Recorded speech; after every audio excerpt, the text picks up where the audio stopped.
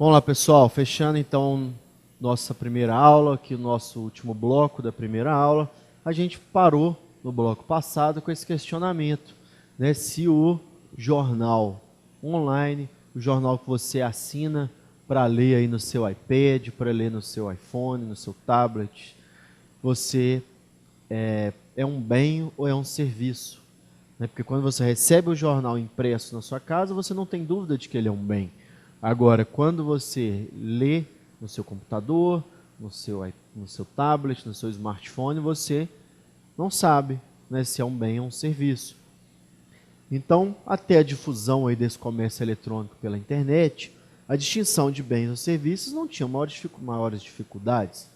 Né? Bens são corpóreos, enquanto serviços não têm materialidade. Prestação de serviço consistia sempre em uma obrigação de fazer.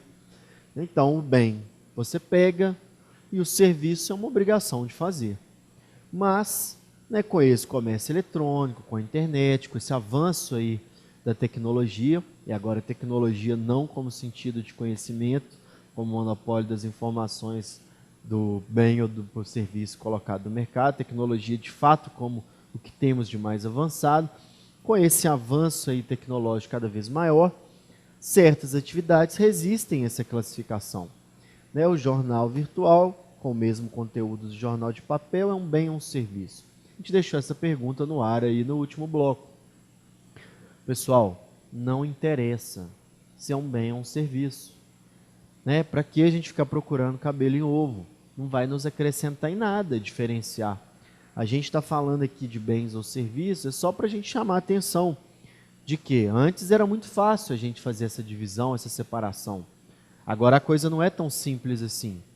Né? Então, às vezes a gente confunde um bem ou um serviço, mas para nós o direito empresarial não importa. Né? A gente não faz diferença. Por quê? Se produziu ou circulou, seja bem ou seja serviço, vai se enquadrar no conceito que a gente está trabalhando. Para nós não interessa se produziu, se circulou, se é um bem ou se é um serviço. Tanto faz.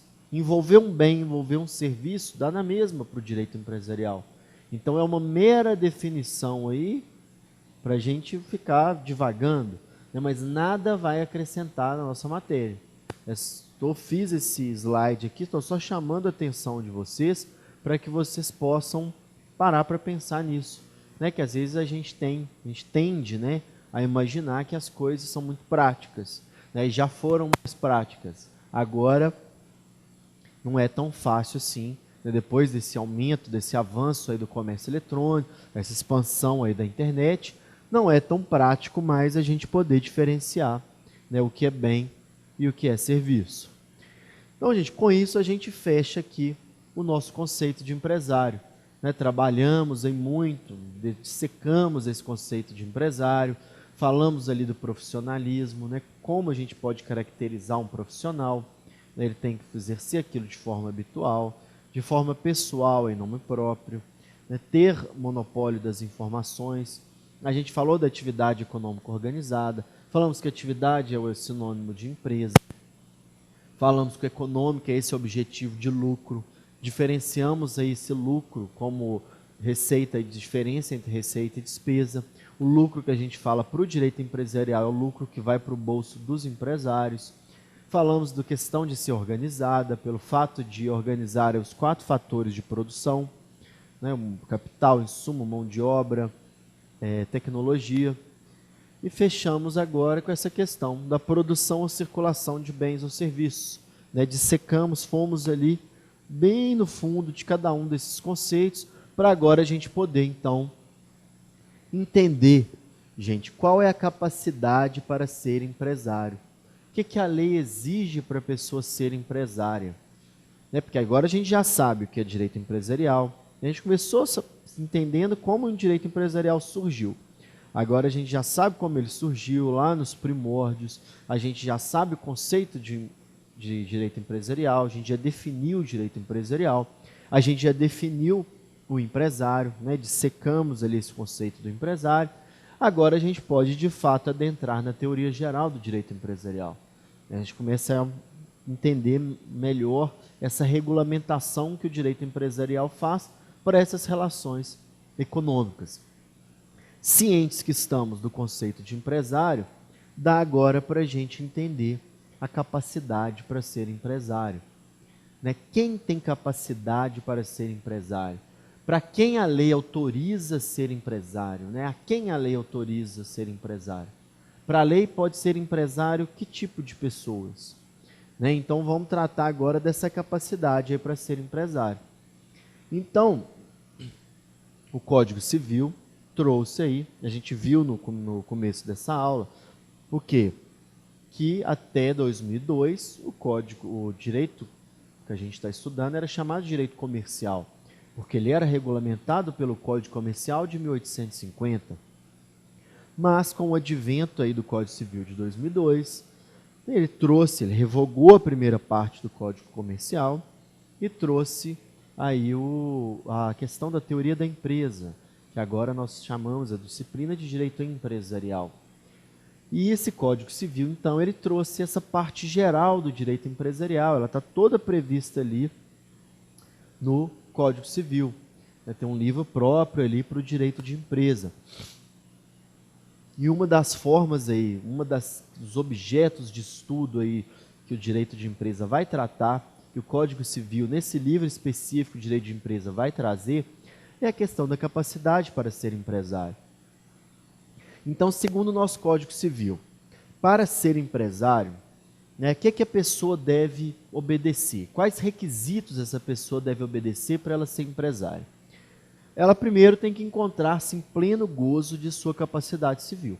Então é requisito básico, gente, para assinar qualquer contrato, para você assinar qualquer documento, para aquilo ter validade perante terceiros, você precisa estar em pleno gozo da sua capacidade civil.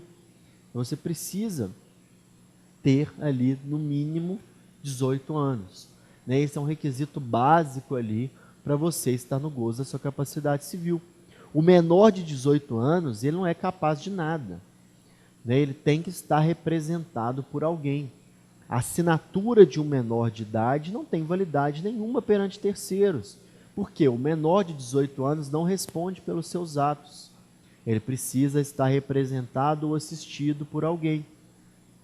Geralmente seus pais, né? Se não for os pais, alguém responsável.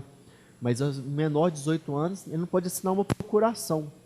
E a procuração que ele assina não tem validade. A procuração, vocês sabem, é um contrato de mandato. Né? Você está outorgando direitos, você está passando direitos que são seus para outra pessoa exercê-los. Então o menor nem isso ele pode fazer. Ele não pode assinar nenhum tipo de contrato. Por quê? Ele não está em pleno gozo da sua capacidade civil. O nosso Código Civil, ele exige como requisito básico ali a pessoa ter 18 anos para poder estar em gozo da sua capacidade civil.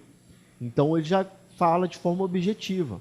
O menor de 18 anos não tem condição alguma de responder pelos seus atos. O menor de 18 anos não está em pleno gozo da sua capacidade civil.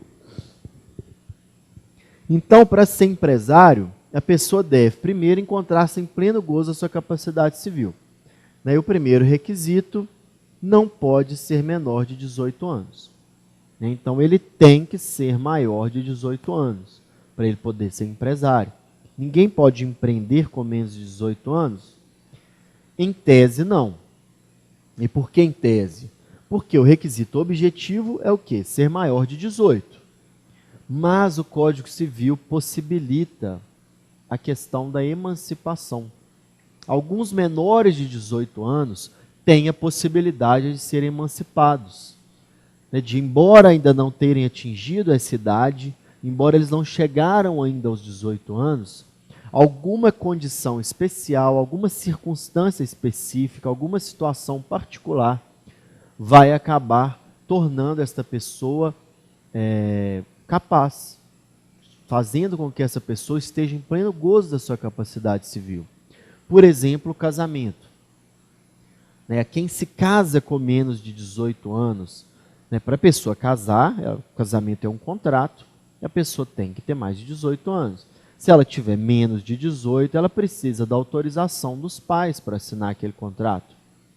Quem casa com menos de 18 anos, o responsável precisa assinar por ela. Porque ela tem menos de 18, ela não responde pela sua capacidade civil. Então, a pessoa se casou com autorização do seu responsável legal e ela tem 16 anos. A partir do momento em que ela se casou, ela se tornou emancipada. Ela se tornou capaz para os atos da vida civil. Da mesma forma, a lei prevê também uma questão muito sui generis, que é do sujeito que forma-se, torna-se graduado aí em curso superior com menos de 18 anos. É um pouco fora de lógica. O sujeito com menos de 18 anos já ter feito uma faculdade. Hoje, geralmente, a pessoa com 18 anos está saindo do segundo grau. Então, ela tem que ter uma capacidade intelectual muito acima do normal para se formar na graduação com menos de 18 anos. Mas, se isso ocorrer aí alguma hipótese, essa pessoa vai ser emancipada, mesmo tendo menos de 18 anos, vai poder ser responsável pelos atos da vida civil.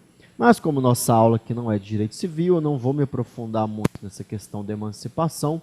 O que eu quero passar o recado para vocês é o quê? O maior de 18 anos pode ser empresário, o menor de 18 anos não. Então, um dos requisitos, não basta ser maior de 18 para poder ser empresário, mas um dos requisitos que a lei exige é o quê? Ter capacidade para a vida civil. Imagina um sujeito que não tem capacidade para a vida civil ser empresário. Como que ele vai negociar? Como não tem condição, ele não pode assinar nenhum tipo de contrato. Sequer o contrato social ele pode assinar. Então, o menor de 18 anos não tem capacidade para ser empresário. Mas não é só o menor de 18 anos que não está em pleno gozo da sua capacidade civil. Algumas situações também específicas tornam alguns maiores de 18 anos incapazes. Certas situações fazem com que algumas pessoas que atingiram a maioridade civil, essas pessoas têm mais de 18 anos, mas elas, por alguma razão, algum motivo específico, essas pessoas não estão em pleno gozo da sua capacidade civil. Por exemplo, o ébrio habitual. É o sujeito que bebe todos os dias. É o sujeito que vive bêbado, que está sempre se embriagando. Mas não é o sujeito que vai para o bar todo dia à noite, ou que toma a cerveja dele e tal. É o sujeito que está sempre bêbado, o ébrio habitual. Se ele está sempre alcoolizado, como que ele responde pelos atos da vida civil? Ele nunca está em pleno gozo da sua capacidade. Ele acorda e já vai tomar uma dose. Então ele nunca está em pleno gozo da sua capacidade civil. Então o ébrio habitual, ele também não é capaz do Código Civil, consequentemente também não vai poder exercer seu papel ali de empresário. Ele não vai ter capacidade para ser empresário. E além do ébrio habitual, também temos outras figuras, o viciado em tóxico. Então o sujeito que está sempre drogado. Você vai ali nessa Cracolândia de BH, ali perto da Lagoinha, aquele pessoal fumando crack o dia todo, está sempre fora de si. Aquilo ali, aquelas pessoas não têm capacidade para nada. Elas não estão em pleno gozo da sua capacidade civil. Então, como que elas vão ser empresárias? Como que elas vão abrir uma empresa? Elas não têm possibilidade de assinar nada. Então, elas não estão em condições ali de ser empresárias, não são capazes de ser empresários. O deficiente mental, seja de nascença ou seja adquiriu alguma enfermidade ao longo da vida. É aquela pessoa que, infelizmente, por algum fator, ela não tem condição de discernimento. Ela tem deficiências mentais, seja num grau ali mínimo que seja, mas ela tem dificuldade cognitiva. Então essa pessoa não está em pleno gozo da sua capacidade civil. Essa pessoa não tem condições de responder pelos seus atos na vida civil. Então como que ela vai ser empresária? Essa pessoa não pode exercer essa sua capacidade ali para ser empresária. Então, ela também não vai poder abrir uma empresa, ela não tem, então, capacidade alguma para ser empresário. Da mesma forma, o pródigo, gente. Pródigo é quem? O sujeito que gasta tudo que tem.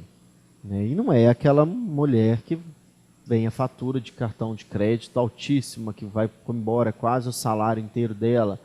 É aquela pessoa que não tem condição mesmo de gerenciar suas finanças. Isso é doença, tem tratamento psiquiátrico para essas pessoas que não têm controle daquilo que ganha. Ela tem uma renda e gasta tudo que tem, e gasta mais do que tem. Então o pródigo também não está em pleno gozo da sua capacidade civil. Ele tem algum problema, ele tem algum distúrbio psiquiátrico ali que precisa de tratamento. Claro que esse diagnóstico tem que ser dado por um psiquiatra. Não é o sujeito que está achando que gasta demais, que ele é pródigo, ele não vai ter capacidade para a vida civil. É aquele sujeito que, de fato, gasta tudo. Não tem gerenciamento algum sobre aquilo que ele recebe. Então, essa pessoa tem um problema, não está em pleno gozo da sua capacidade civil, consequentemente, não vai poder exercer atividade empresária, não tem capacidade para ser empresário.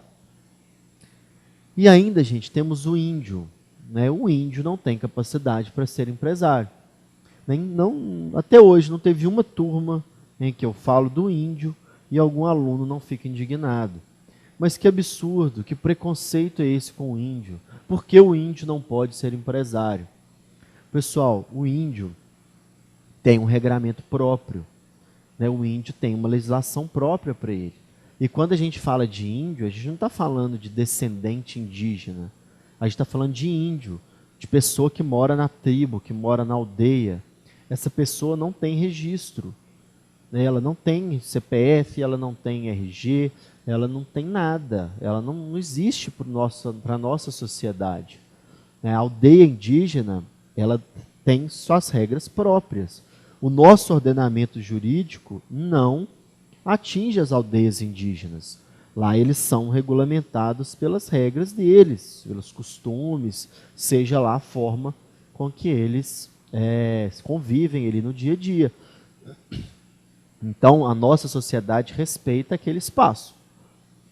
E eles o regramento são eles que decidem.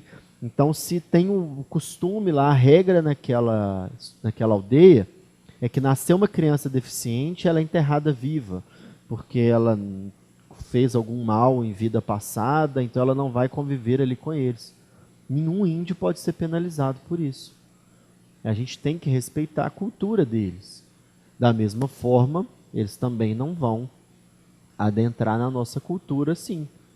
Então o índio não pode vir aqui fazer a cultura deles, nos obrigarem a seguir a cultura deles. A gente tem as nossas regras.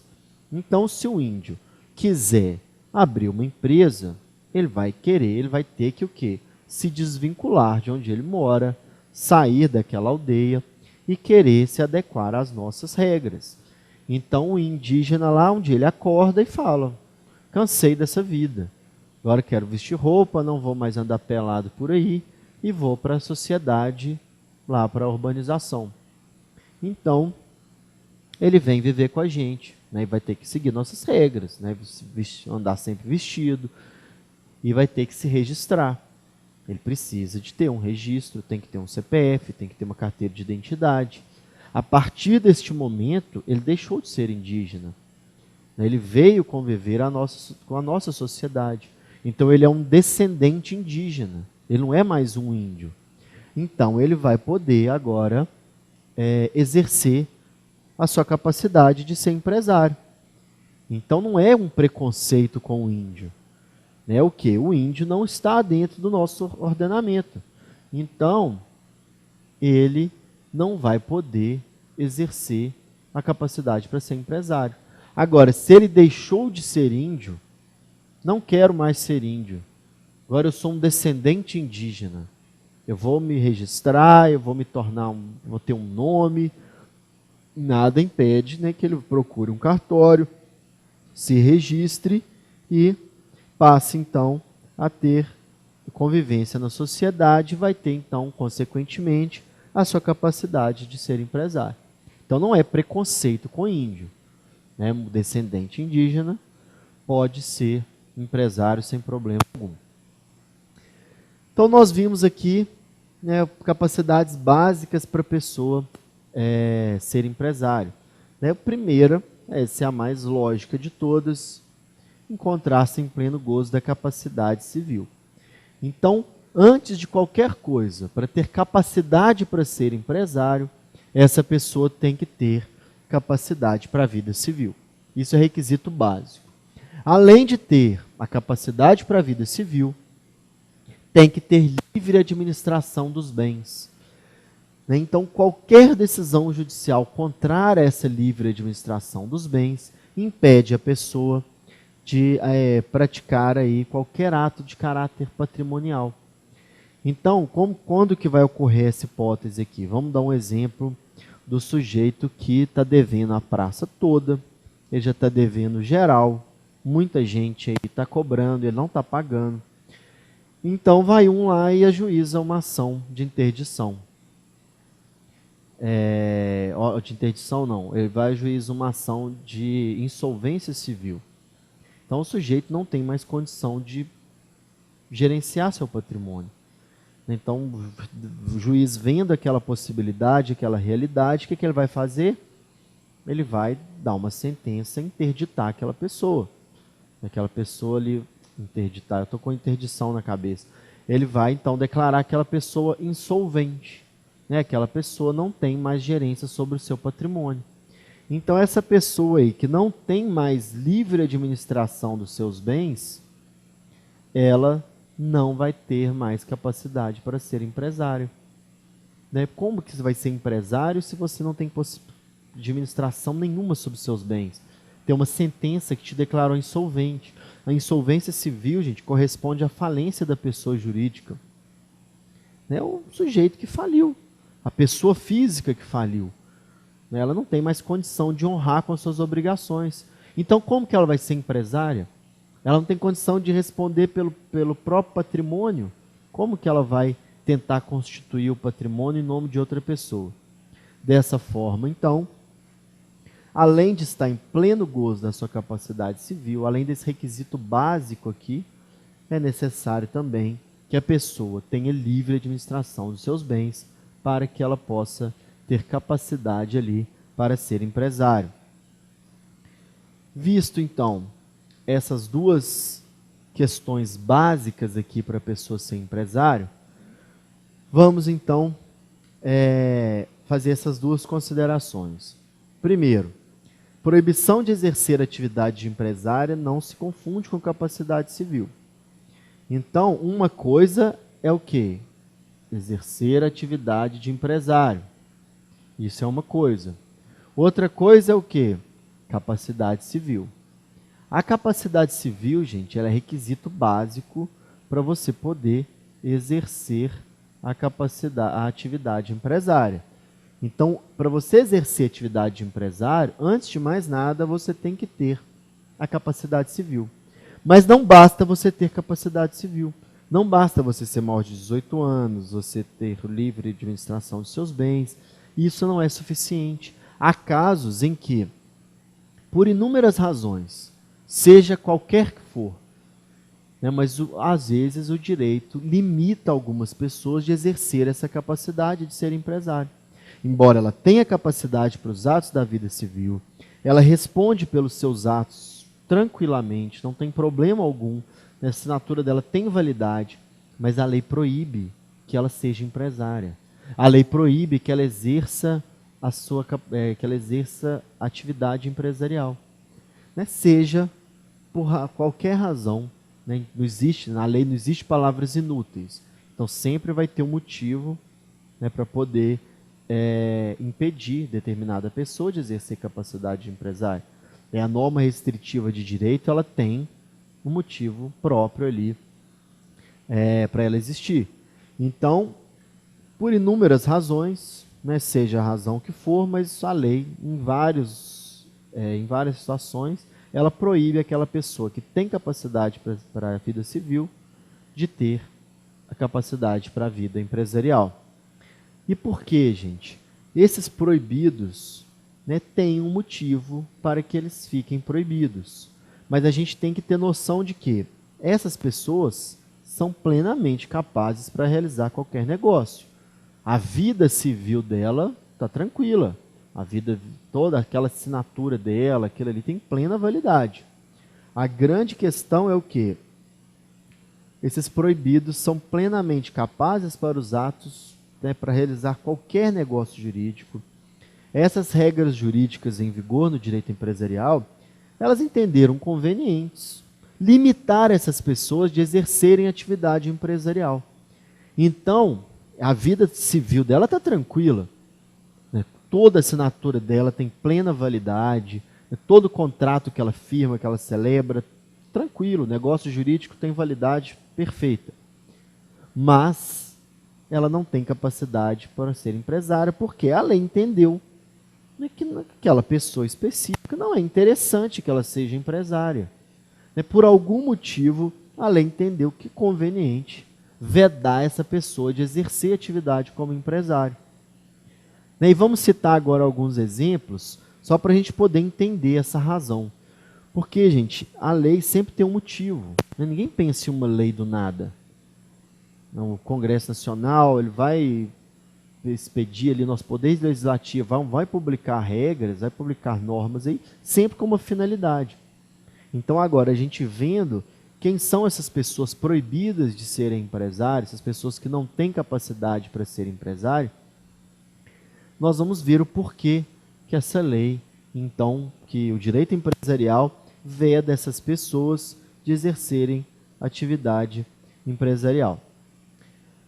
Vamos então dar uma olhada em quem são esses proibidos ali.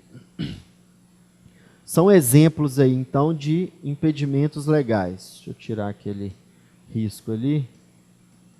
Então, são exemplos aí de impedimentos legais. A gente já viu a questão dos incapazes. Tranquilo. Né? A pessoa que não está em pleno gozo da sua capacidade civil não pode exercer atividade empresarial. Membros do Poder Judiciário, do Ministério Público e militares. Eles não podem exercer atividade empresarial.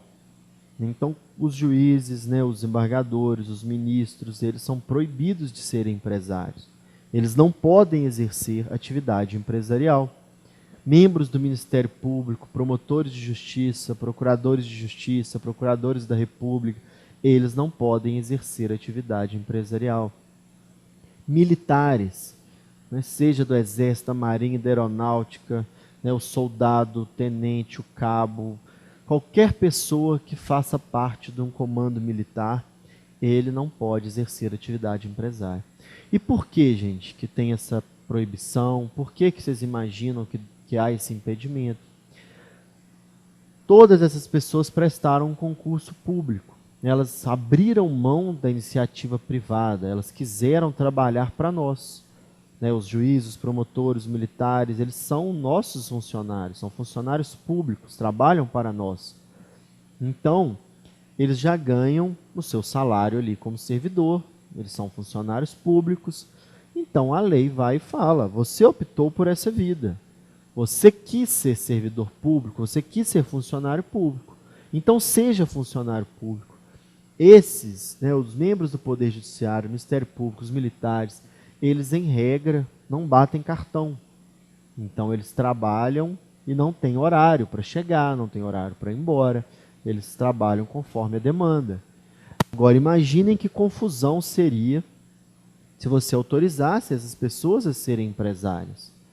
Elas certamente iriam reunir um capital e iam querer organizar mão de obra, insumos, aplicar alguma tecnologia que elas detenham, e vão abandonar a sua função pública, vão deixar de ser pessoas aí que vivem em função de nós, que estamos pagando os salários dela. Então, se esses membros aí do Poder Judiciário, do Ministério Público e militares, se eles fossem autorizados a exercer atividade empresária, seria um caos.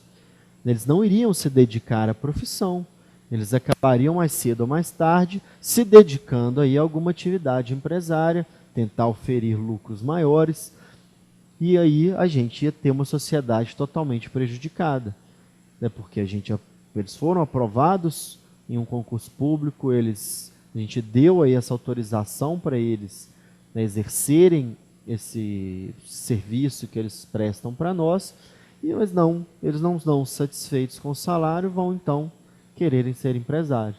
Então eles são impedidos aí de exercerem essa atividade empresarial, né, mesmo que, por óbvio, todos são, né, maiores de 18 anos, não tem nenhum tipo daqueles problemas que a gente citou, estão em pleno gozo da capacidade civil. Pessoal, na próxima aula, então, a gente continua essa questão da capacidade para ser empresários, proibidos, e vamos dar início aí ao nome empresarial para a gente poder fechar a nossa parte inicial aí do direito empresarial, essa parte introdutória. Muito obrigado pela atenção de vocês e até a próxima.